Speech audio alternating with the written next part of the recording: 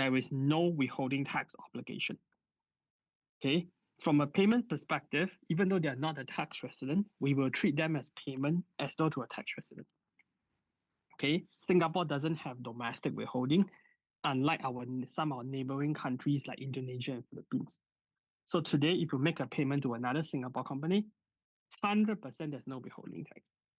So to address the difference between final tax and non-final tax, you first need to understand what are non-final taxes and what are final taxes. So in general, withholding tax is a form of final tax. Okay, that's broad in general concept. The reason is, why would IRAS introduce withholding tax in the first place? Right? We go back to the fundamental. Actually, why do you need to withhold tax when you are paying a non-resident? So if we strip down to basic, Singapore tax net is on a territorial basis. Singapore does not tax worldwide income. It only tax income received in, derived from, accrued in, or remitted into Singapore. Okay, so under that basis, when you look at the withholding tax, they represent a tax on the foreign party when they actually have income deemed derived from Singapore under the withholding legislation. So what does Section 12.6 and 12.7 do is that they deem certain income, depending on the nature of payment, to be derived from Singapore, and therefore there's a Singapore tax liability. And because the IRS cannot collect the tax from the non-resident, if you think about it, if the non-resident is in the US, okay, and they are deemed to be deriving income, royalty income under Section 12.7, for example, okay, do you think IRS can collect the supposedly tax on the royalty from the US non-resident? No, right? The US non-resident would not even entertain IRS's query. IRS has no jurisdiction on the US taxpayer. Therefore, they impose the obligation on the payer of the money. Because that's a Singapore tax resident, that's the one that the Singapore government and the IRS can control. They say you have an obligation to deduct and pay to the US company. Okay, so withholding tax are generally final tax. Now, what is then non-final tax? Imagine if the US company in the US look at it and say, hey, 10% on gross is very high tax, and they want to justify a lower tax. Then what's going to happen is they could approach the Singapore Inland Revenue to say, I want to file a tax return on the basis that I have a taxable presence in Singapore, and I want to claim deductible expense incurred associated with this income and pay a lower tax, which is 17% on the profit. Okay, so to answer your question, that's the differentiation between final tax, and that's the withholding amount, and the non-final tax, right? Sorry, the non-final tax, which is the withholding amount, and the final tax, which is the tax return of a Singapore filing. And under this situation, can the US company claim deduction on applicable expenses? The answer is yes. Once you establish you have a taxable presence in Singapore, you will tax the income in accordance to Singapore Income Tax Act. You are also entitled to deductions allowed for under the Singapore Tax Act. Okay, is this clear, Chezong? Anything you want to clarify further? Hey, great. Anyone got any other questions before I proceed to continue with our questions? Nope. All right, let's go. So, question 25. Which of the following statements is true? A. Parenthood tax rebate is applicable to both Singapore tax resident and non-resident. B. Parenthood tax rebate is not utilized. That is not utilized can be transferred to the parent's child. C. Parenthood tax rebate is applicable only to parents legally adopting a 7-year-old child during the year 2024. D. None of the above. Okay. The correct answer is definitely D. None of the above. Okay. But A, B, C, going by our usual rule, why do you think that they are struck off? A is quite clear cut, right? Parenthood tax rebate is not to be confused with qualifying child relief. Even if that's so, you cannot give to non-resident. Okay, parenthood tax rebate is definitely not applicable to non-resident. Next, why will you transfer a rebate to a child, right? So parenthood tax rebate can be claimed by either parent, not both of them. But what happens is that once a parent claims it and he has insufficient income to utilize the rebate, you can transfer to your spouse who's earning an income to offset the tax payable. So it's transferable between the parents, not to your child. In any case, why do your child need a tax rebate? I probably think your child is not earning income anyway, right? So B is definitely a false statement. C, parenthood tax rebate is applicable to parents legally adopting a 7-year-old during the year 2024. This is too broad. You're not actually talking about conditions. Adoption has a series of conditions. Okay, so you cannot determine that this statement is true because I have not even gotten enough facts to assess whether or not the adoption satisfy all the conditions. To be clear, parenthood tax rebate does not rule out child given to a family via adoption. It's just that there are conditions such as whether or not the child is a Singapore resident at the time of adoption, etc. So this general statement doesn't fly. Okay, therefore the answer is D, none of the above. Any questions? I personally think this is quite clear cut. Next, okay, another case question. Michelle, David, and Paul. Michelle, previously employed in the US, started a GST registered sole proprietorship in Singapore, focused on AI/quantum computing. She now seeks to expand, bringing 2 new investors, David and Paul, who will each get 30% of the new business, and Michelle will retain 40%. The new business structure is under consideration, and there are questions about how to contribute Michelle's existing sole proprietorship assets and the applicable GST and corporate income tax rules. Additional information and consideration.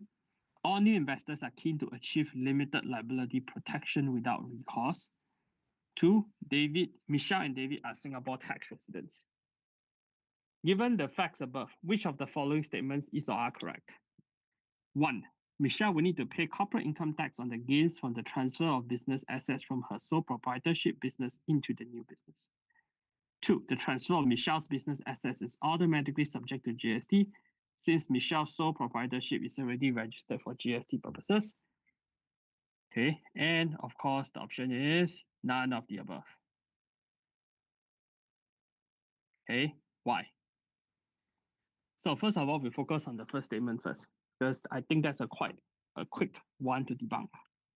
Okay, 1, you have to pay corporate income tax on the gains on the transfer of your business. I think this is too sweeping. Remember we talked about earlier what's taxable in Singapore. First of all, Singapore does not tax worldwide income and it doesn't tax capital gains. So here, I think there is no assessment on whether the transfer of business assets is considered capital or revenue. But if I have to consider just the limited facts, there is no factual matrix that suggests that Michelle is in the business of buying and selling business. And it seems that it is her business, a tool that she uses to generate income. So transfer of these business assets will be seen as capital in nature. So it is quite inconceivable that we are treating this as revenue in nature. So if it's not revenue in nature, there will be no question about taxability. So how could we conclude that Michelle has to pay income tax? That's clearly incorrect. Okay. Second, so the transfer is automatically subject to GST since Michelle's sole proprietor is already registered for GST. Okay. So doesn't mean that if you are registered for GST, you will need to levy GST on transfer of assets. I might be jumping ahead, but the general rule is you look at whether there is a supply, and if there's a supply, whether is it a taxable supply and standard rated supply. So even before we go there, you need to understand that from a GST perspective, there is a concession given where you are transferring a business, okay, on a going concern basis you actually do not need to account for GST. It's called TOGC. Okay, so if the conditions are met, you do not need to account for GST. Therefore, both statements are wrong.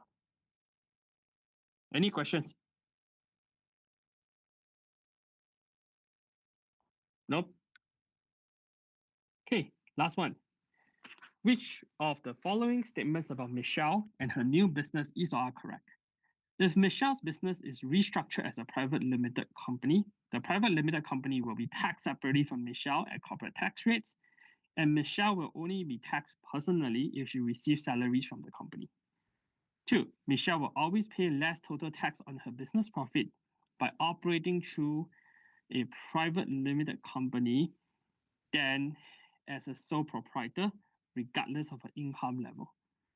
3. The new private limited company may qualify for startup tax exemption, such as a 75% exemption on the first 100,000 of chargeable income for each of its first 3 tax years, provided qualifying conditions are met. Okay, I think the answer is clear. 1 and 2 are considered correct.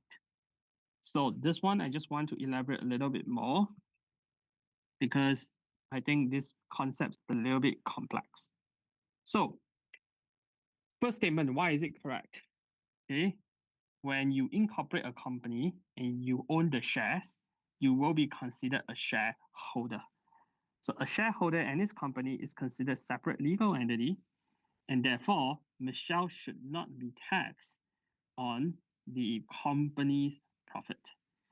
So the company will be taxed on its profit at the corporate tax rate, and Michelle will be taxed personally if she receives taxable income, and in this case, salary. So one thing I want to point out is, what if Michelle received dividend from this new company? Is it taxable?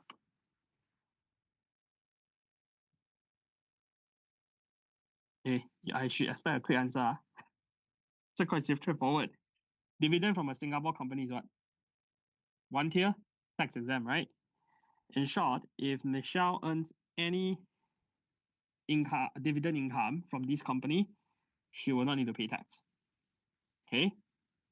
I hope you remember, dividend from Singapore incorporated companies are always 1 tier tax exempt dividend.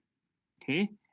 Next, we look at 3. Yes, 3 is correct. Startup exemption provided for 75% exemption on first 100,000 of chargeable income for first 3 tax years, subject to conditions.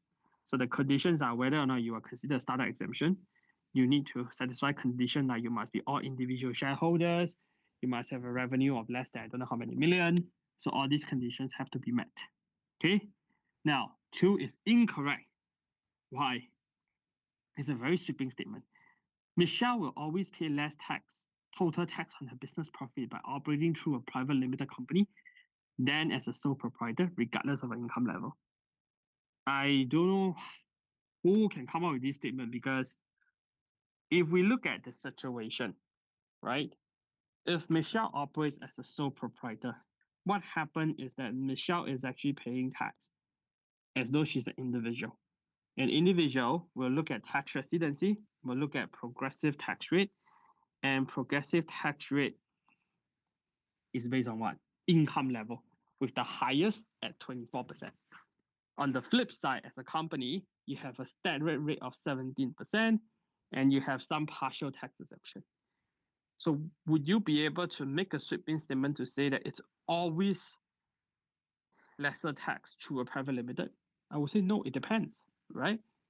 Because if you have a situation that you earn a lesser amount as a net profit, okay, and up to the band that is less than 17%, Michelle will pay lesser as an individual.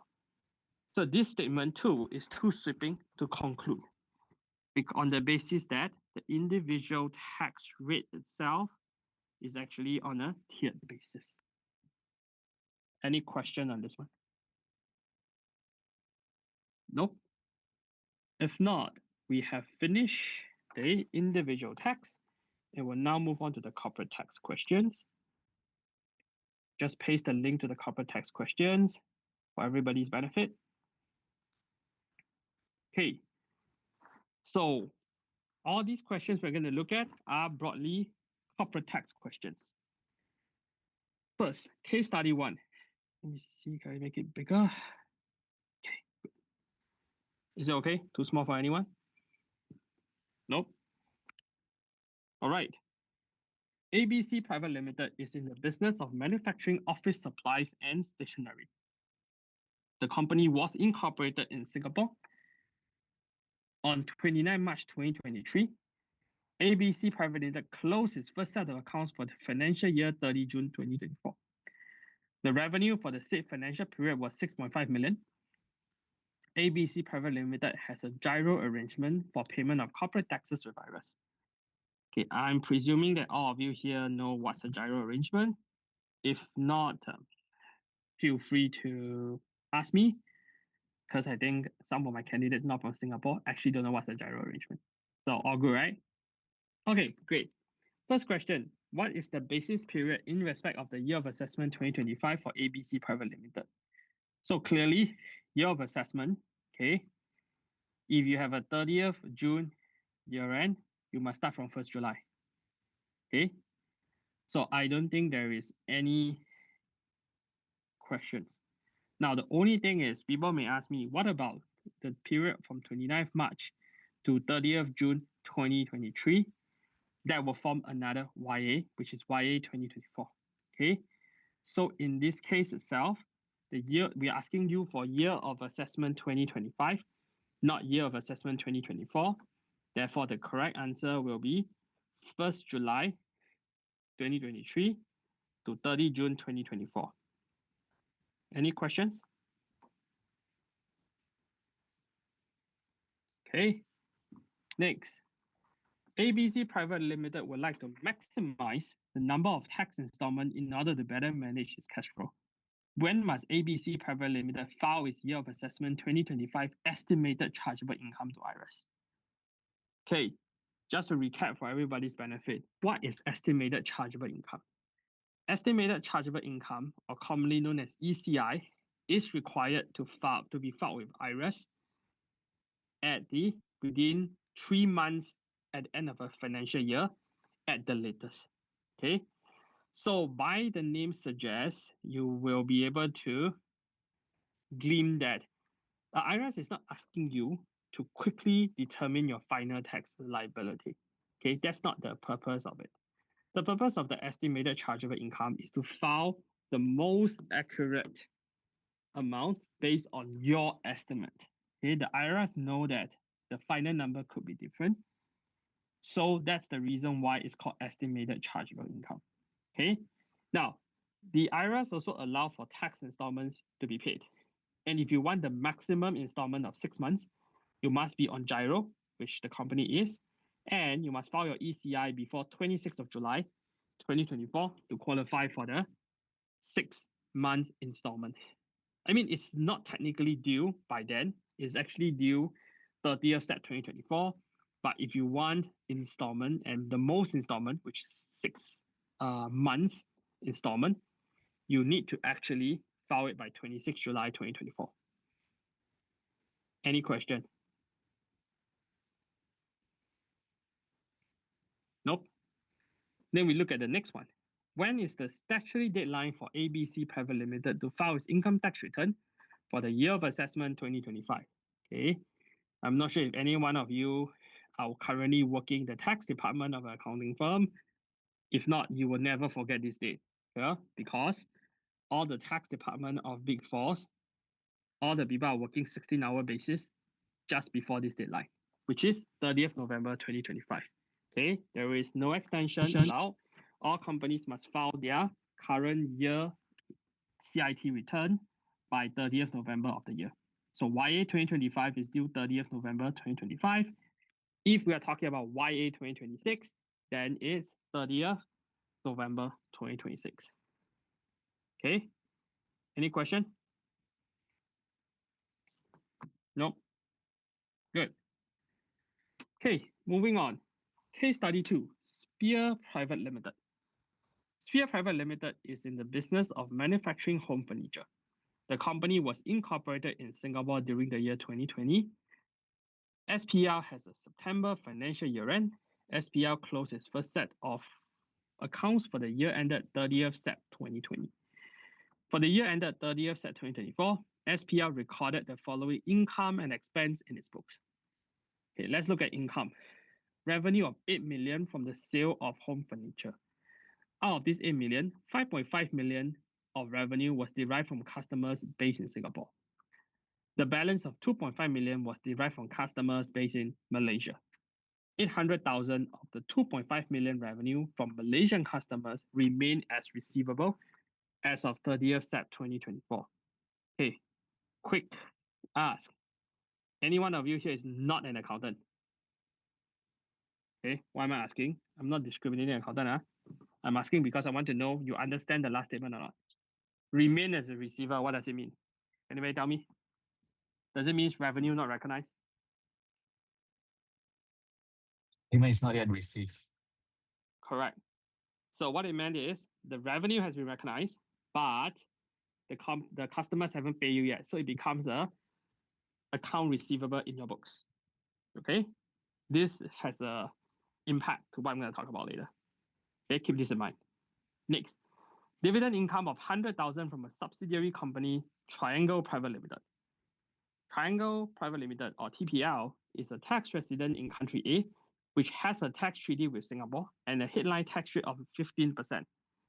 Country A imposed 15% withholding tax on dividend income. The dividend income was remitted to SPL's Singapore bank account on 15 September 2024. Dividend income of 150,000 from a Singapore tax resident subsidiary, Rectangle Private Limited. Okay, next, interest income of 200,000 from a foreign bank account located in country A. Country A imposes 10% withholding tax on interest income. SPL did not remit the interest back to SPL Singapore bank account. SPL used the interest income to purchase equipment from country A and brought the equipment to Singapore on 29 Sep 2024. Rental income of 50,000 from an investment property located in country A. Country A imposed 10% withholding tax on rental income. The rental income was remitted back to SPL Singapore bank account on 31st December 2024. Expenses incurred in respect of investment property located in country A. So we have repair and maintenance of $12,000, purchase of a new refrigerator of 2,000, property tax of 5,000. Next, first question, which of the following income will be subject to tax in SPL's tax return for the year of assessment 2025? Okay. Dividend income of 100,000 from TPL, dividend income of 150,000 from RPL, interest income of 200,000, and rental income of 50,000. Again, you all know C is probably going to be the right answer. But can anyone take 1 minute to think about why A, B, and D are the wrong answers?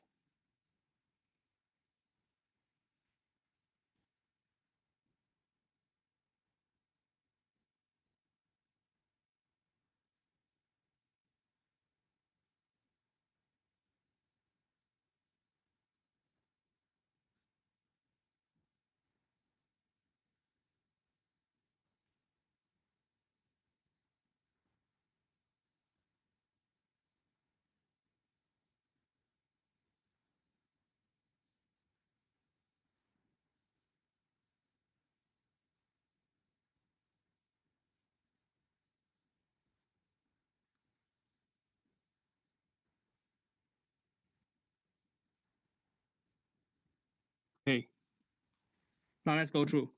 So there are four income, and we only say that the income is subject to tax in the year of assessment 2025 is interest income of 200,000, which means the other three must either be not subject to tax or not subject to tax in YA 2025.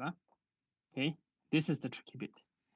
Now let's look at the other income first. So A, dividend income, okay, of 100,000 from TPL.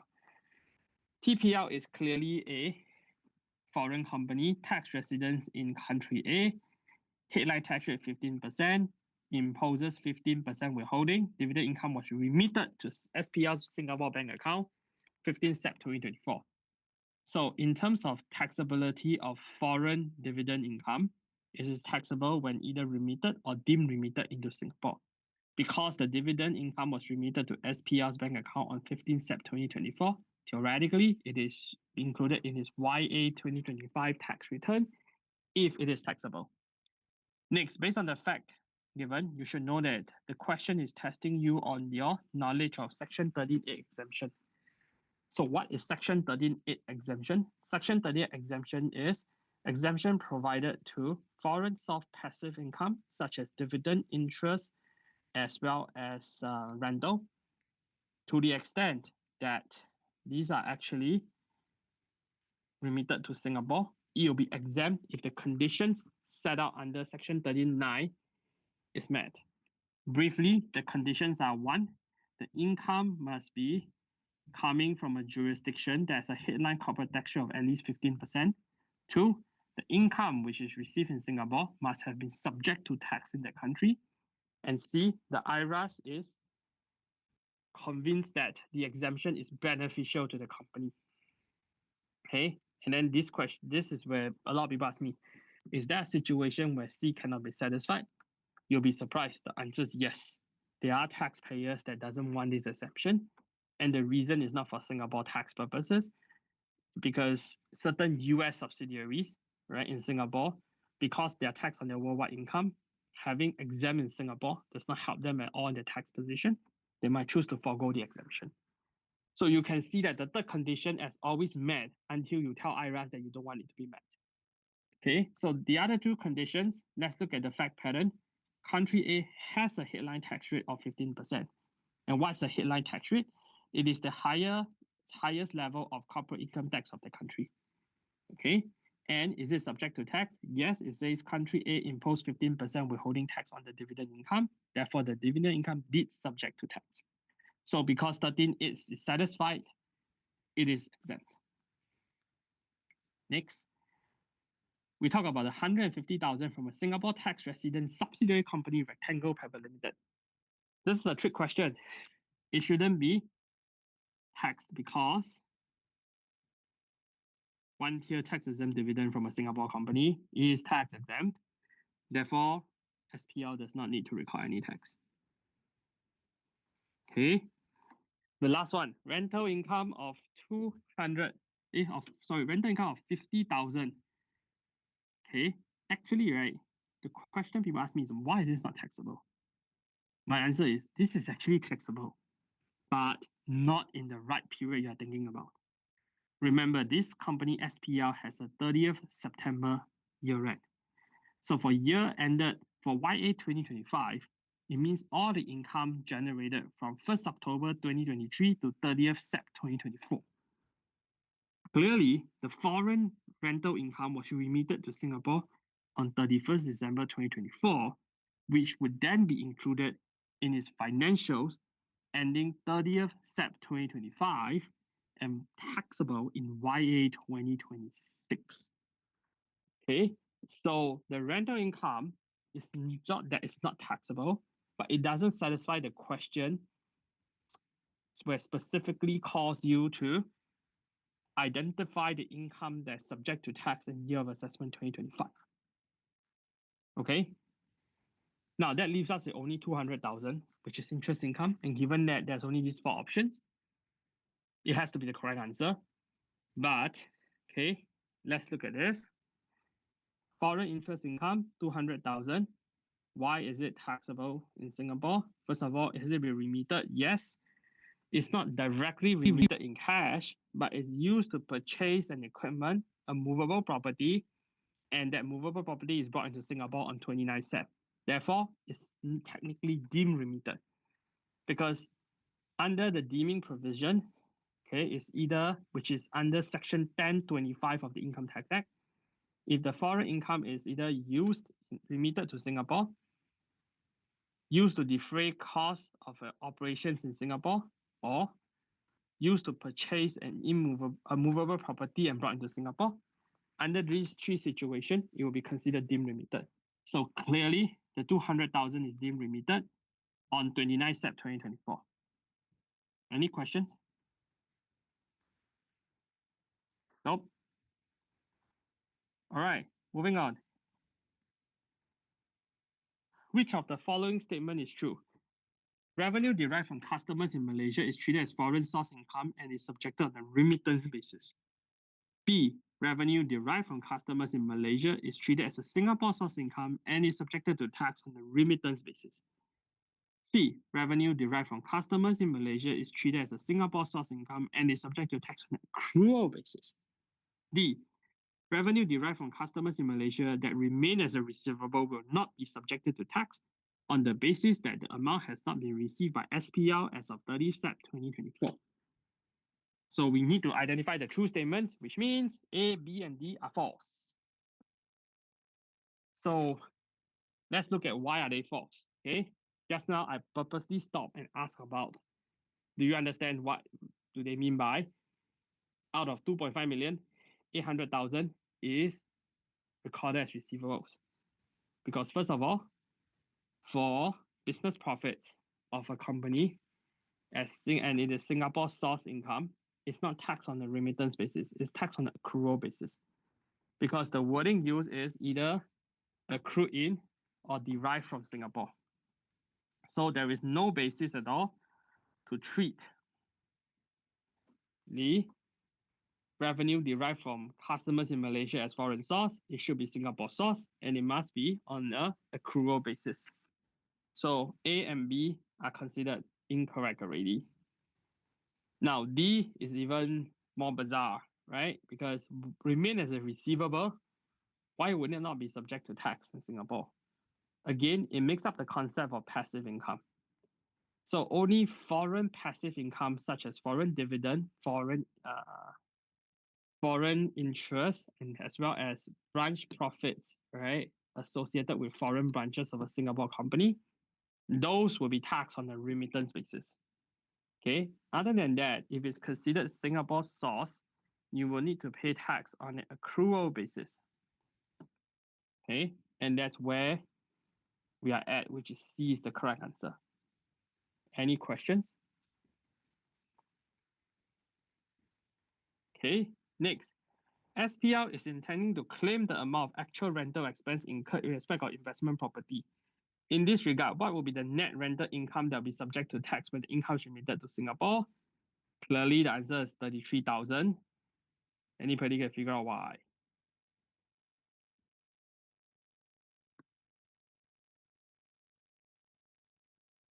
Okay. So your rental income is 50,000. You have three expenses: repair and maintenance, purchase of a new fridge, property tax. So clearly, you will to reach 33,000, you are claiming 17,000 worth of expense. That means your repair and maintenance and property tax is deductible. Purchase of a new fridge is not deductible. I think everybody knows why, right? You cannot deduct expenses that are capital in nature. Okay. Any questions? Also, anybody want to dispute that fridge should not be capital in nature? No, right? Okay, good. 9. SPL noted that rental expenses can be claimed on a simplified basis in respect of the rental income. Please advise which of the following below is correct. SPL is able to claim 10% of gross revenue as deemed deductible expense. SPL is able to claim 15% of gross rent as deemed deductible expense. SPL is able to claim 20% of gross rent as deemed deductible expense. D, none of the above. So we already give you the answer, and you know why. Why A, B, C is all wrong. I know some of you may tell me that, but the deemed deductible amount is 15%. Answer is yes, only to the extent that your property is in Singapore. Remember in this question, where is the property? Is it a Singapore property? No, right? It's actually a foreign property that you are earning foreign income. Therefore, this deemed deduction rules is not applicable because you can only apply to rental from a Singapore property. Therefore, none of the above. Okay. 10. According to the tax treaty between Singapore and country A, there is a reduced withholding tax rate of 8% in respect of dividends. What can SPL do in order to avail the reduced rate of 8% on the dividend income received from TPL? Okay, this is an administrative question. So remember earlier I talked about the benefits of a Singapore tax resident for a corporation. One of the key benefits is to utilize the vast network of Singapore tax treaty with countries globally. If I'm not wrong, I think Singapore has signed more than 90 tax treaties and has one of the most extensive tax treaty network in the world. Okay, so in order for you to avail the tax treaty reduced rate, you need to apply for a certificate of residency from the IRAS in Singapore. I think this is pretty clear cut, right? Because A, C, and D honestly quite absurd. D, SPL to apply for a certificate of residence in country A. Country is not going to give you a tax residency. You're not a tax resident of their country. So D is out. SPL can request for TPL to bear the 7% of the 15% withholding tax on the dividend. Why would TPL want to bear it if they're unrelated party? And they will not want to pay out pocket for you. So C don't make sense. A, SPL can request TPL to apply for a certificate of residency in country A. So this is possible answer, but you always remember withholding tax is the obligation of the payer. So SPL is the one receiving the income. SPL don't need to consider about withholding tax. In fact, it is the party that suffer the withholding tax. So TPL is the party to assess SPL's tax residency. So there is no reason why TPL needs to apply for its own certificate of residence in country A, because TPL is not receiving income. TPL is the payer. Okay. Questions? Question 11. During the year 2025, SPL changed its financial year from Sep to December. What would be the basis period for SPL in respect of the year of assessment 2026? So you change your financial year, therefore it should be ending at 31 December already, right? So YA 2026, it must end at 31st December 2025, and your starting point will be 1st October 2024. Any question on this one? Nope. Okay, let's do one more question before we call it a day. Question 14. Which of the following statements is false? A, a company receiving a government grant to specifically purchase equipment will not need to subject the grant to tax on the basis that the grant is capital in nature. B, a company receiving a government grant to defray its operating costs will need to subject the grant to tax on the basis that the grant is revenue in nature. C, a company receiving corporate income tax cash grant will not need to subject the grant to tax as the grant is not taxable. D, a company receiving a government grant to offset wages to support employment of senior workers and persons with disabilities will not need to subject to tax the grant to tax on the basis the grant is akin to donation and hence capital in nature. Okay, the answer is definitely given, it's D. And any one of you know what's so funny with this statement? Okay, first thing, if the grant is to offset wages, it's contra expense. Contra expense is not a donation. And even if it's a donation, it's not a capital in nature. So there's something very wrong with the technical setup of this question. A grant to offset wages, right, for a certain select category is definitely not donations and shouldn't be capital in nature. So D is false. But let's look at A, B, C. Why are they correct? So when you receive a grant from the government, the nature of the grant is actually correlated to what the grant is for. So A and B are both correct statements because if your grant is specifically to purchase the equipment, it's a capital grant. If the grant is to defray operating costs, it's a revenue grant. Okay, so A and B is definitely correct. C, corporate income tax rebate is specifically called by the IRS to be not taxable. So it's not whether it's a capital revenue anymore. Okay, specifically corporate income tax rebate cash grant that's given by the government every year they will make it clear that it's not taxable. So A, B, and C is the correct statements. D is the false one. Any questions? No? Okay, I think this is a good time to pause. We'll cover the rest of the questions, which is 3 tabs of them, in the second session on Friday. Thank you so much for your time, and I'll see you on Friday.